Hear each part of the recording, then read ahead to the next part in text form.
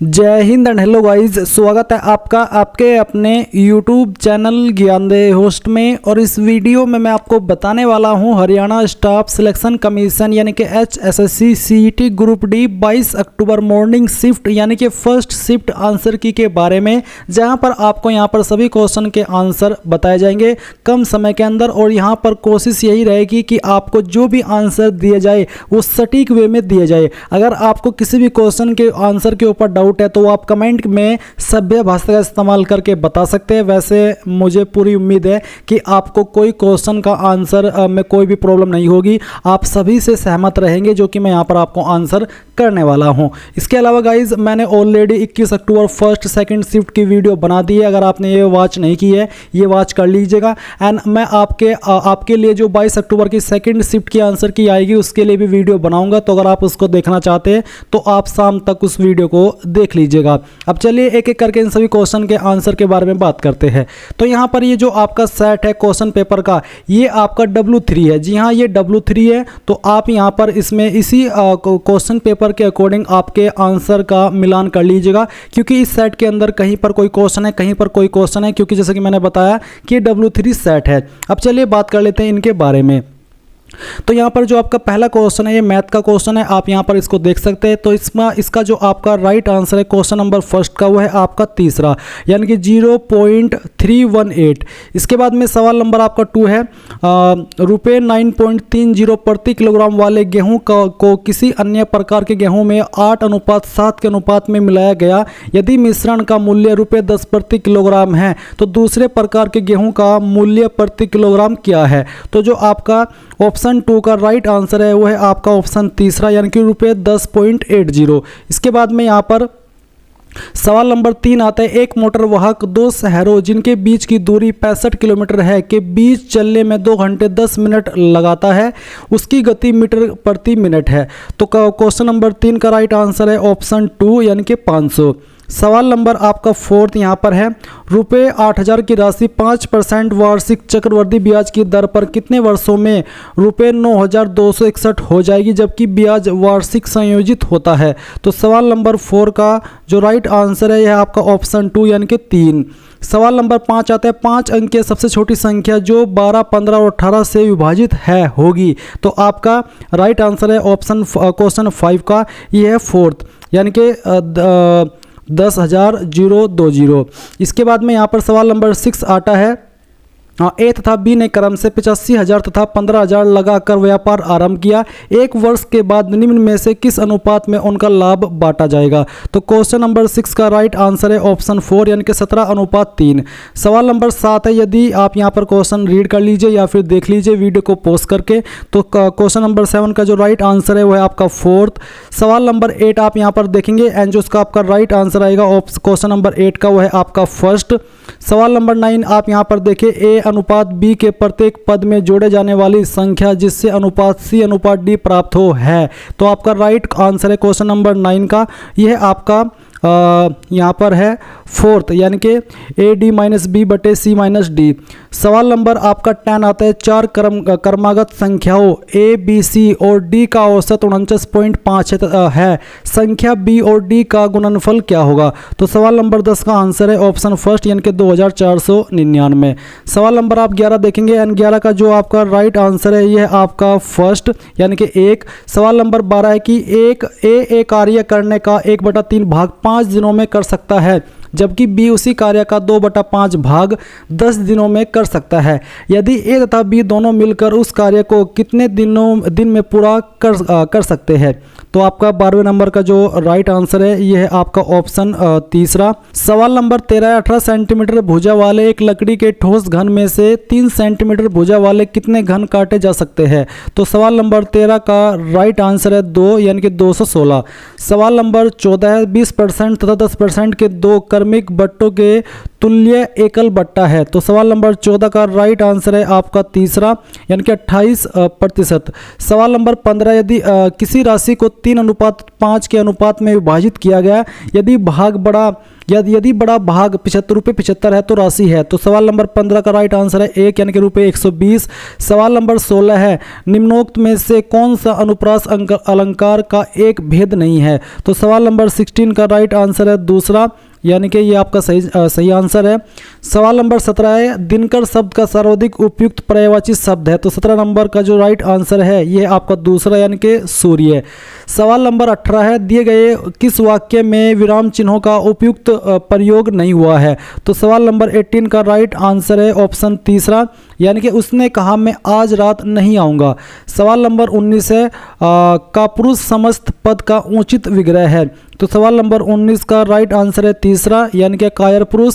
सवाल नंबर 20 है, में का तत्सम शब्द रूप है। तो 20 का जो राइट आंसर है यह आपका तीसरा, यानी कि मध्य। सवाल नंबर 21 है, वर्तनी की दृष्टि से कौन सा शब्द शुद्ध नहीं है। तो 21वें का जो राइट आंसर है यह आपका फोर्थ, यानी कि स्तुति। सवाल नंबर 22 है, सहायता बंद करना के लिए उपयुक्त मुहावरा है। तो 22वें का राइट आंसर है टू, यानी कि हाथ खींचना। सवाल नंबर 23 है, कुश प्लस आसन के योग से बनने वाला सर्वाधिक उपयुक्त शब्द है। तो 23 का जो राइट आंसर है यह आपका 1, यानी कि कुशासन।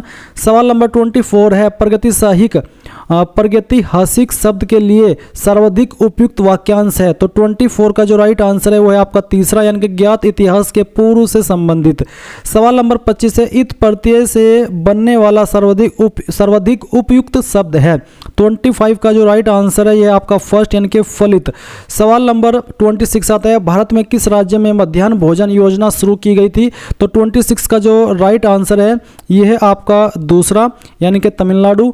सवाल नंबर 27 है, प्रसिद्ध क्रिकेट खिलाड़ी बेन स्टोक्स किस देश के लिए अंतर्राष्ट्रीय क्रिकेट खेलते हैं। तो 27 का राइट आंसर है ऑप्शन तीसरा, यानी कि इंग्लैंड। सवाल नंबर 28 है, क्षेत्रफल के विचार से एशिया के बाद दूसरा सबसे बड़ा महाद्वीप कौन सा है। तो 28 का राइट आंसर है आपका तीसरा, यानी कि अफ्रीका।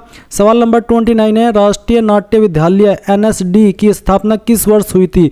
तो 29 का राइट आंसर है आपका ऑप्शन तीसरा, यानी कि 1959। सवाल नंबर 30 है, इंदिरा गांधी राष्ट्रीय कला केंद्र में कितनी कार्यात्मक इकाइयां हैं। तो सवाल नंबर 30 का राइट आंसर है आपका ऑप्शन तीसरा, यानी कि 9। सवाल नंबर 31 है, निम्नलिखित को सुमेलित कीजिए। तो सुमेलित करने के बाद में यहाँ पर जो आपका राइट आंसर आएगा 31 क्वेश्चन का, ये है आपका तीसरा, यानी कि A2 B4 C1 D3। सवाल नंबर 32 है, किस देश ने वर्ष 2023 में भारत से G20 की अध्यक्षता प्राप्त की है। तो 32वें का जो राइट आंसर है यह आपका फोर्थ, यानी कि ब्राज़ील। सवाल नंबर 33 है, निम्नलिखित में से किस राज्य को भारत का चंदन राज्य कहा जाता है। तो 33 का जो राइट आंसर है यह आपका दूसरा, यानी कि कर्नाटक। सवाल नंबर 34 है, असहयोग आंदोलन को तब बंद किया गया जब किसानों ने निम्नलिखित में से किस थाने में आग लगा दी थी। तो आपका 34वें का जो राइट आंसर है यह आपका दूसरा, यानी कि चोरी चोरा। सवाल नंबर 35 है, हमारा वायुमंडल कितने स्तरों में विभाजित है। तो 35 का जो राइट आंसर है यह आपका दूसरा, यानी कि 5। सवाल नंबर 36 है, कौन सा पक्षी अपना घोंसला नहीं बनाता है। तो 36 का जो राइट आंसर है यह है आपका तीसरा, यानी कि कोयल। सवाल नंबर 37 है, वर्ष 1950 के दशक में चलाए गए नागरिक अधिकार आंदोलन ने जातीय भेदभाव को समाप्त कर दिया। यह आंदोलन कहाँ से शुरू हुआ था। तो 37 का राइट आंसर है आपका फर्स्ट, यानी कि USA, यानी कि यूनाइटेड स्टेट अमेरिका। इसके बाद में सवाल नंबर 38 है, किस वर्ष कांग्रेस तथा मुस्लिम लीग ने लखनऊ समझौते पर हस्ताक्षर किए थे। तो 38 का जो राइट आंसर है यह आपका फोर्थ, यानी कि 1916। सवाल नंबर 39 है, महात्मा गांधी राष्ट्रीय ग्रामीण रोजगार गारंटी अधिनियम 2005 मनरेगा में भारत सरकार ने वर्ष में कितने दिनों के रोजगार की गारंटी दी है। तो 39वें का जो राइट आंसर है यह आपका तीसरा, यानी कि 100 दिन। सवाल नंबर 40 है, किस व्यक्ति ने वर्ष 2019 के लिए भारत रत्न का पुरस्कार जीता। तो यहाँ पर 40 क्वेश्चन का जो राइट आंसर है इसमें यहाँ पर मल्टीपल करेक्ट है, जैसे कि दूसरा और तीसरा, जिसमें कि प्रणब मुखर्जी, डॉक्टर भूपेन हजारिका। तो इसमें मल्टीपल आंसर सही है, और कौन कौन से है वो 2 3 मैंने आपको बता दिए हैं। इसके बाद में यहाँ पर गाइज आपके इंग्लिश के क्वेश्चन शुरू होते हैं। तो आपका 41 क्वेश्चन है, choose the alternative which best expresses the given sentence in passive voice. तो है must we cut this tree. तो आपका 41 का राइट आंसर है ये है आपका तीसरा, यानी कि must this tree be cut. सवाल नंबर 42 है fill in the blank with correct form of verb neither of the two man dash very strong. तो 42 का जो राइट आंसर है यह आपका दूसरा यानी कि वाज। सवाल नंबर 43 है arrange the following parts of the sentence to make a meaningful sentence. तो 43 का जो राइट आंसर है यह आपका दूसरा यानी कि BDCA। सवाल नंबर 44 है replace the underlined word first with an alternative to make a grammatically correct sentence. The leader will be collapse if you push the wall with both the hands. तो यहाँ पर सॉरी लीडर नहीं ladder, माफ़ी चाहूँगा। तो 44 का जो right answer है आपका ये आपका फर्स्ट यानी कि विल कोलैप्स। सवाल नंबर 45 है pick out the parts of the sentence which has an error if there is no error your answer is 4। तो the whole block of flats including 2 shops were destroyed in the earthquake। तो यहाँ पर 45 का जो right answer है ये है आपका 2 यानी कि बी जो कि है इंक्लूडिंग टू शॉप्स वर। सवाल नंबर 46 है find out the antonym of democracy. तो यहाँ पर 46 का जो राइट आंसर है ये आपका फोर्थ। इसके बाद में सवाल नंबर 47 है find out the synonym of the underlined word in the following sentence colours like features follow change of emotions. तो 47 का जो राइट आंसर है वो है आपका तीसरा यानी कि सेंटिमेंट्स। सवाल नंबर 48 है choose the correctly spelled word. तो 48 का जो राइट आंसर है वो आपका तीसरा। इसके बाद में सवाल नंबर 49 है change the following sentence to indirect speech. He said Nambiar works hard. तो यहाँ पर 49 का जो राइट आंसर है ये आपका फर्स्ट यानी कि he said that Nambiar worked hard. सवाल नंबर 50 है choose the alternative which best expresses the meaning of the underlined item our hockey team scored the winning goal at the 11th over. तो यहाँ पर 50 का जो राइट आंसर है ये आपका फोर्थ यानी कि एट द लास्ट मिनट। सवाल नंबर 51 है रोगाणु ऐसे सूक्ष्म जीव है जो। तो 51 का जो राइट आंसर है यह आपका दूसरा यानी कि रोग पैदा करते हैं। सवाल नंबर 52 है निम्नलिखित में फर्स्ट और 2 को सम्मिलित करें। तो यहाँ पर 52 का जो राइट आंसर है यह आपका दूसरा है यानी कि A3 B first C2 D fourth. सवाल नंबर 53 स्तंभ फर्स्ट में दी गई मदों को स्तंभ 2 में दी गई मदों के साथ सम्मिलित करें। तो जो आपका राइट आंसर है 53 का यह है आपका फर्स्ट यानी कि A4 B3 C1 D2। सवाल नंबर 54 आता है निम्नलिखित को सम्मिलित करें। तो इसका जो राइट आंसर आएगा 54 का यह है आपका फोर्थ। सवाल नंबर 55 है मर्दा को ढीला करने और पलटने की प्रक्रिया कहलाती है। तो 55 का जो राइट आंसर है यह आपका फर्स्ट यानी कि जुताई। सवाल नंबर 56 है निम्नलिखित में से कौन सी संघनन प्रक्रिया है। तो 56 का राइट आंसर है फोर्थ यानी कि जलवाष्प का दर अवस्था में परिवर्तन। सवाल नंबर 57 है टाइफाइड किससे होता है। तो आपका यहाँ पर 57 का राइट आंसर है दूसरा यानी कि जीवाणु। सवाल नंबर 58 है बड़े स्तर पर अनाज का भंडारण किसमें किया जाता है। तो 58 का जो राइट आंसर है वो है आपका दूसरा यानी कि सिलोज व धान्यागारों में। सवाल नंबर 59 है गाढ़े रंग की वस्तु हल्के रंग की वस्तु की तुलना में डैश उष्मा अवशोषित करती है। तो 59 का जो राइट आंसर है वो आपका फर्स्ट यानी कि अधिक। सवाल नंबर 60 है दर्पण और ऊपर पड़ने वाले प्रकाश की दिशा को परिवर्तित कर देता है। दर्पण द्वारा प्रकाश की दिशा में यह परिवर्तन क्या कहलाता है। तो 60 का जो राइट आंसर है वो है आपका फोर्थ यानी कि प्रकाश का परावर्तन। सवाल नंबर 61 है कौन सा खाद्य पदार्थ आयोडीन के साथ नीला काला रंग देता है। तो 61 का जो राइट आंसर है वो आपका दूसरा यानी कि स्टार्च। सवाल नंबर 62 है मनुष्य की सामान्य आंख की न्यूनतम स्पष्टतम दूरी क्या है। तो 62 का जो राइट आंसर है ये आपका फर्स्ट यानी कि 25 सेंटीमीटर। सवाल नंबर 63 है दूध का पौष्टिकरण क्या है। तो आपका राइट आंसर है 63 का यह आपका फोर्थ यानी कि दूध को लगभग 70 डिग्री सेल्सियस तापमान पर लगभग 30 सेकंड तक गर्म करना और फिर से अचानक द्रुतशील करके भंडारण करना। सवाल नंबर 64 है एनोडीकरण निम्नलिखित में से किसके ऑक्साइड की मोटी परत बनाने की प्रक्रिया है। तो 64 का राइट आंसर है तीसरा यानी कि एल्यूमिनियम। सवाल नंबर 65 है निम्नलिखित में से कौन सा एंटीबायोटिक है। तो 65 का राइट आंसर है फोर्थ यानी कि एरिथ्रोमाइसिन। सवाल नंबर 66 है सूची फर्स्ट पर्यटन केंद्रों का सूची 2 उनके स्थान से मिलान कीजिए। तो 66 का जो राइट आंसर है यह है आपका दूसरा यानी कि A4, B2, C1, D3। सवाल नंबर 67 आपका यहाँ पर आता है, पर्यावरण संरक्षण तथा संवर्धन की दिशा में प्रयासों की मान्यता हेतु किस के नाम पर हरियाणा सरकार ने एक पुरस्कार शुरू किया है? तो 67 का जो राइट आंसर है ये है आपका एक, यानी कि श्री दर्शन लाल जैन। सवाल नंबर 68 है, इब्राहिम लोदी का मकबरा कहाँ है? तो 68 का राइट आंसर है दूसरा, यानी कि पानीपत। सवाल नंबर 69 है, फतेहाबाद में दो बहुत महत्वपूर्ण स्मारक है, एक तो लाट है तो दूसरा स्मारक कौन सा है?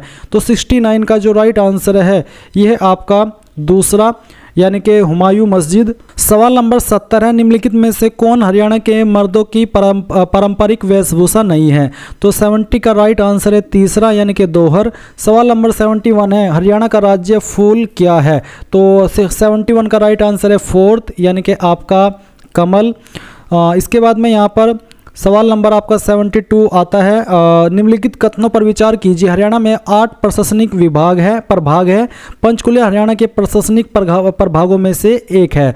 तो 72 का जो राइट आंसर है ये है आपका फोर्थ, यानी कि आप यहाँ पर देखेंगे न तो ए और न ही बी। सवाल नंबर 73 है, पूर्व भारतीय क्रिकेटर वीरेंद्र सहवाग की क्रिकेट अकादमी कहाँ स्थित है? तो 73 का जो राइट आंसर है ये आपका तीसरा, यानी कि झज्जर।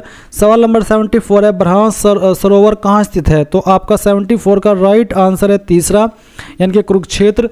सवाल नंबर 75 है, चरखी दादरी की निम्नलिखित में से किसके साथ सीमा नहीं लगती है? तो 75 का जो राइट आंसर है यह है आपका फोर्थ, यानी कि हिसार। सवाल नंबर 76 है, हरियाणा राज्य में कितने लगभग सामुदायिक विकास खंड है? तो 76 का राइट आंसर है आपका फोर्थ, यानी कि 130, 140।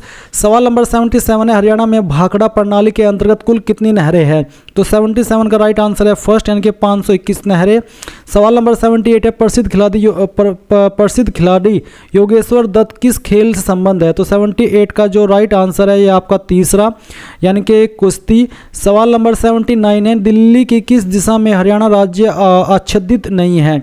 तो 79 का राइट आंसर है तीसरा, यानी कि पूर्व। सवाल नंबर 80 है, निम्नलिखित में से कौन हरियाणा के प्रथम मुख्यमंत्री थे? तो 80 का जो राइट आंसर है यह है आपका तीसरा, यानी कि भगवत दयाल शर्मा। सवाल नंबर 81 है, राष्ट्रीय सुरक्षा गार्ड एनएसजी के संबंध में निम्नलिखित कथनों पर विचार कीजिए। यह एक केंद्रीय सशस्त्र पुलिस बल है, यह भारत सरकार के रक्षा मंत्रालय के प्रशासनिक नियंत्रणाधीन है। तो 81 का जो राइट आंसर है यह है आपका फर्स्ट, यानी कि केवल ए। सवाल नंबर 82 है, नृत्य शैली लूर में लूर शब्द का अर्थ है? तो 82 का जो राइट आंसर है यह है आपका फर्स्ट, यानी कि बालिका। सवाल नंबर 83 है, निम्नलिखित कथनों पर विचार कीजिए। हिंदी हरियाणा राज्य की राजकीय भाषा है। बी, वर्ष 2010 में पंजाबी को हरियाणा की राजकीय भाषा का दर्जा प्रदान किया गया। तो 83 का जो राइट आंसर है वह है आपका ऑप्शन तीसरा, न तो ए और न ही बी। सवाल नंबर 84 है, मोधागढ़ का प्राचीन किला हरियाणा के किस जिले में स्थित है? तो 84 का जो राइट आंसर है यह आपका फोर्थ, यानी कि महेंद्रगढ़। सवाल नंबर 85, हरियाणा का चेरापूंजी के रूप में किसे जाना जाता है? तो यहाँ पर 85 का राइट आंसर है आपका तीसरा, यानी कि छछरौली। सवाल नंबर 86 है, हरियाणा की कुल जनसंख्या लगभग कितनी है? तो 86 का जो राइट आंसर है वह आपका ऑप्शन 2, यानी कि ये जो भी ऑप्शन 2 में संख्या ये सही जवाब है। सवाल नंबर 87 है, हरियाणा में प्रधानमंत्री मुद्रा योजना किस वर्ष शुरू की गई थी? तो 87 का राइट आंसर है फर्स्ट, यानी कि 8 अप्रैल 2015। सवाल नंबर 88 है, सकल राज्य घरेलू उत्पाद जीएसडीपी के बारे में निम्नलिखित कथनों पर विचार कीजिए। ए है, हरियाणा का जीएसडीपी बिहार के जीएसडीपी से अधिक है। बी है, हरियाणा का जीएसडीपी उत्तराखंड के जीएसडीपी से अधिक है। तो 88 का जो राइट आंसर है ये आपका तीसरा, यानी कि ए और बी दोनों। सवाल नंबर 89 है, निम्नलिखित कथनों पर विचार कीजिए। हरियाणा में 5 पुलिस आयुक्तालय है। ऑप्शन बी, फरीदाबाद में पुलिस आयुक्तालय स्थित है। तो 89 का जो राइट आंसर है ये है आपका दूसरा, यानी कि बी केवल। सवाल नंबर 90 है, आईआईटी हरियाणा कहाँ स्थित है? आईआईटी हरियाणा कहाँ अवस्थित है? तो यहाँ पर 90 का जो राइट आंसर है ये है आपका दूसरा, यानी कि सोनीपत। सवाल नंबर 91 है, विषम का चयन कीजिए। तो 91 का जो राइट आंसर है ये आपका तीसरा, यानी कि किलोमीटर। सवाल नंबर 92 है, सुबह सुबह सूर्योदय के बाद सन्नी के एक खंबे की तरफ देखते हुए खड़ा था। खंबे की परछाई ठीक सन्नी के दाईं ओर थी। सन्नी का मुख किस दिशा में था? तो 92 का जो राइट आंसर है यह है आपका फर्स्ट यानी कि दक्षिण। सवाल नंबर 93 नीचे अंग्रेजी अक्षरों के समूह को अवस्थित क्रम में दिया गया है। संख्याओं के उस संयोजन का चयन करें जिसके अनुसार अक्षरों को व्यवस्थित करने पर एक अर्थपूर्ण शब्द बने। तो 93 का जो राइट आंसर है यह आपका तीसरा। इसके बाद में सवाल नंबर 94 है, दो कथनों और उसके बाद तो आप ये क्वेश्चन पढ़ लीजिएगा। 94 का जो राइट आंसर आएगा यह आएगा आपका दूसरा यानी कि केवल निष्कर्ष 2 निकलता है। सवाल नंबर 95 है, उस विकल्प का चयन कीजिए जो तीसरे पद से उसी प्रकार संबंधित है जिस प्रकार दूसरा पद पहले पद से संबंधित है। तो 95 का राइट आंसर है आपका दूसरा यानी कि खोदना। सवाल नंबर 96 है, यदि एक कूट भाषा में VIETNAM को कूट WKFVOCN है तो उसी कूट भाषा में BRITAIN को किस प्रकार लिखा जाएगा? तो 96 का राइट आंसर आएगा आपका तीसरा यानी कि CTJVBKO। सवाल नंबर 97 आप यहां पर पढ़िए और 97 का जो राइट आंसर निकल के आएगा ये आएगा आपका फर्स्ट यानी कि PS के ससुर है। सवाल नंबर 98 आप पढ़ेंगे कि किस वर्ष में मार्च का चौथा दिन गुरुवार था तो उसी वर्ष के अगले महीने का अंतिम दिन क्या था? तो 98 का जो राइट आंसर है ये है आपका दूसरा यानी कि शुक्रवार। सवाल नंबर 99 है, दी गई श्रृंखला में लुप्त संख्या ज्ञात कीजिए। 143, 149, 158, 170 -203। तो 99 का जो राइट आंसर है वह आपका दूसरा यानी कि 185। सवाल नंबर 100 आप यहाँ पर देख लीजिए, पढ़ लीजिए और इसका जो आप सोल्व करेंगे तो इसका जो आंसर आएगा वो आएगा तीसरा यानी कि O और N। तो गाइज़ यहाँ पर मैंने आपको सभी क्वेश्चन के आंसर दे दिए हैं। आई होप आपको यहाँ पर ये क्वेश्चन सही आए होंगे। इस आंसर के अकॉर्डिंग आपके कितने आंसर सही आए वो आप कमेंट के माध्यम से बताइए और अगर आपको किसी भी क्वेश्चन में लगता है कि मैंने उसका गलत आंसर दिया है वो भी आप कर सकते हैं कमेंट के माध्यम से कि हाँ ये आपने गलत दिया है। बट सभ्य भाषा का इस्तेमाल कीजिएगा, जिसने भी अंट संट पकने की कोशिश की उसको ब्लॉक कर दिया जाएगा और उसी भाषा में जवाब दिया जाएगा जिस भाषा में आप मुझे जवाब देने की कोशिश करेंगे। यानी कि आप आंसर करके अपने आप को और स्मार्ट बनने की कोशिश करेंगे। अगर आप इतनी और स्मार्ट है तो फिर आप ये एग्जाम क्लियर कर ही लेते, बट नहीं है क्योंकि आपको बस ऐसे ही ओवर स्मार्ट बनना होता है ना कहीं कहीं बार। तो आप ओवर स्मार्ट बनने की कोशिश मत कीजिएगा, तमीज़ में बताइएगा अगर आपको किसी क्वेश्चन में कोई डाउट है। एंड इसके अलावा अगर वीडियो आपको अच्छी लगी हो तो वीडियो को लाइक कर दीजिए। एंड 22 अक्टूबर सेकंड शिफ्ट की वीडियो भी आपको मिल जाएगी अगर आपका इंटरेस्ट है। आप चैनल के ऊपर देख लीजिएगा अगर आप इस वीडियो को 22 अक्टूबर के बाद देख रहे हैं। So thanks for watching. जय हिंद।